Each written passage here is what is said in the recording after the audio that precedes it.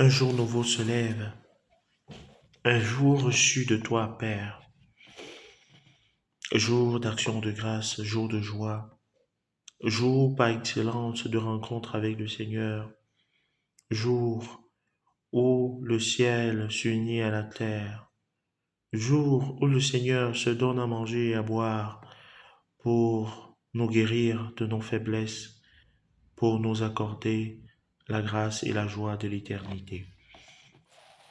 Nous célébrons aujourd'hui, frères et sœurs, le 18e dimanche du temps ordinaire, année liturgique A. Dimanche dernier, la liturgie nous invitait à demander la grâce du discernement et de la sagesse, afin de ne pas s'éloigner des chemins du Seigneur, des pas du Seigneur, des chemins qui conduisent à la vie véritable. Aussi, pour ne pas se perdre dans le monde, face au flux galopant des idéologies qui pourraient, sans sagesse et sans discernement, nous conduire vers des chemins de mort éternelle, nous conduire vers la ruine de notre âme. Notre monde aujourd'hui, face aux idéologies qui montent avec le vent en poupe de discernement et de la sagesse, que le Seigneur nous accorde cette grâce. Donnez-leur vous-même à manger. Un ordre direct, un impératif catégorique que Jésus adresse à ses disciples. Il les invite au partage, au don gratuit, à l'ouverture de leur cœur aux autres. Frères et sœurs, dans la première lecture que nous avons écoutée, que nous avons lue, le prophète Isaïe, dans un style bien imagé, montre que par fidélité à l'alliance faite à David, Dieu nourrit son peuple gratuitement. Il invite tous ceux qui ont soif. Qui de nous peut vivre sans jamais avoir soif? Dieu veut combler chacun de ses enfants qui s'approchent de lui avec confiance de ses grâces. Il faut juste venir à lui. C'est encore un impératif, car Dieu sait que nous avons soif à mort d'éternité. Nous avons soif de justice, nous avons soif de paix intérieure, nous avons soif d'amour, nous avons soif d'un époux, d'une épouse, nous avons soif des enfants. Il nous dit, venez. Pas besoin de mérite pour être satisfait.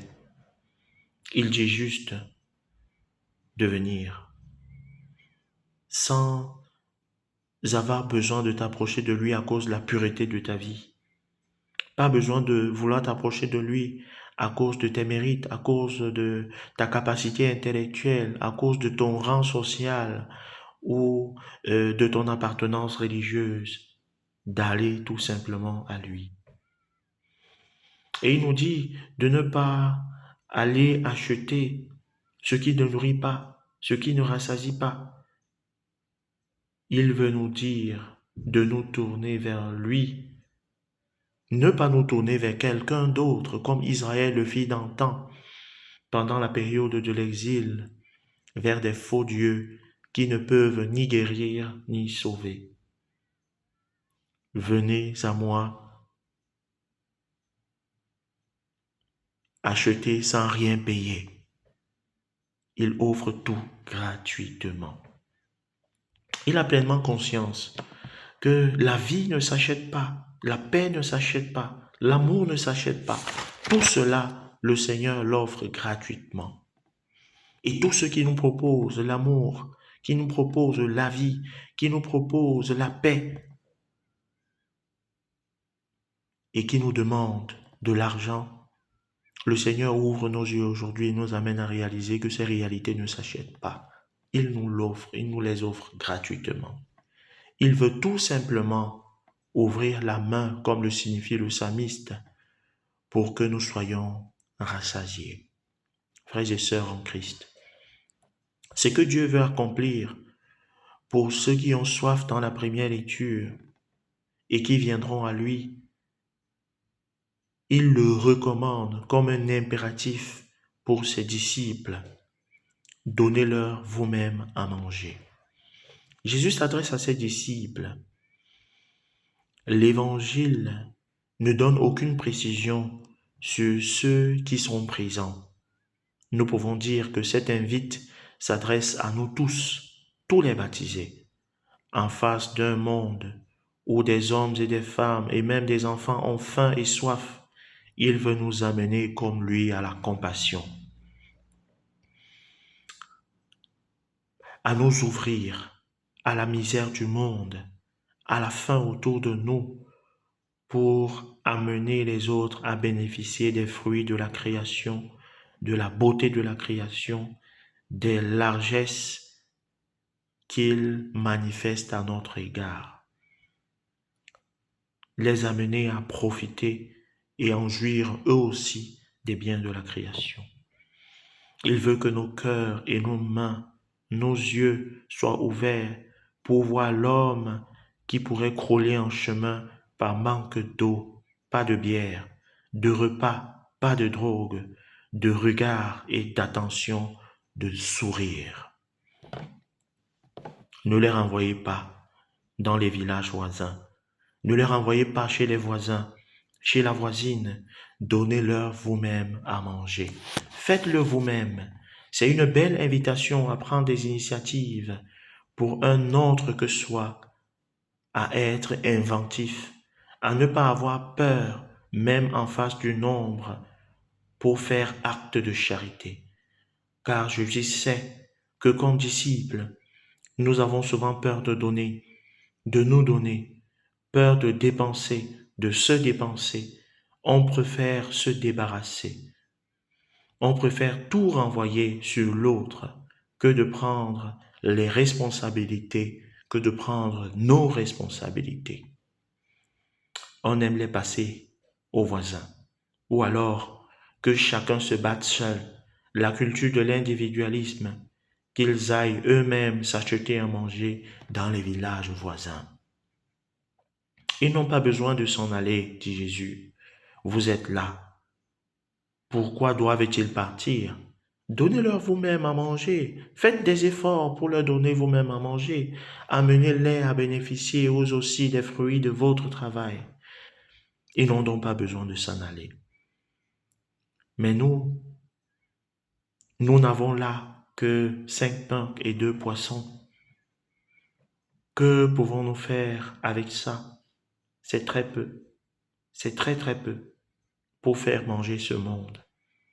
Souvent en face du monde, nous jugeons la quantité que nous voulons offrir, mais Jésus, lui, il regarde le cœur qui offre. La manière de donner dépasse la quantité qu'on donne. Encore un bel enseignement que Jésus veut transmettre à ses disciples. Tout de suite, Jésus prend ce qu'il lui présente, dit la prière et le leur donne. Par le regard tourné vers son Père, Jésus fructifie l'œuvre du travail des mains humaines. Il le multiplie. Avant d'offrir, il faut tout d'abord faire une prière de bénédiction.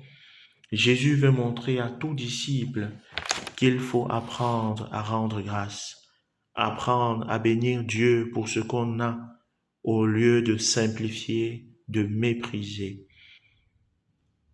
C'est Dieu qui prend soin de nous par les biens de la création. Une reconnaissance que Dieu est Dieu et que seul Dieu est Dieu et qu'il comble de grâce l'humanité entière. Il comble de grâce ceux qui s'approchent de lui. Il fructifie l'œuvre de nos mains pour faire bénéficier des peuples nombreux. Frères et sœurs, comme disciples, si c'est nous qui avions ces 5 pains et 2 poissons, aurions-nous présenté cela à Jésus? Peut-être, dans un esprit d'égoïsme, on les aurait cachés pour manger seul dans un petit coin, car notre cœur est trop fermé sur nous-mêmes et sur ce que nous avons. Il n'y a pas de générosité qui se tourne vers soi-même. La générosité, la gratuité se tourne toujours vers une altérité radicalement différente de nous. Le Seigneur, une fois de plus, veut nous amener à sortir de la culture de l'individualisme pour nous ouvrir aux autres, pour partager avec les autres. Seigneur, ouvre mon cœur et mes mains comme toi pour rassasier par mon travail et mon pain le pauvre et le malheureux, celui qui est proche de moi, celui qui est dans le besoin. Amen. Je vous souhaite une excellente méditation et un très très bon dimanche. Que le Seigneur vous bénisse au nom du Père et du Fils et du Saint-Esprit.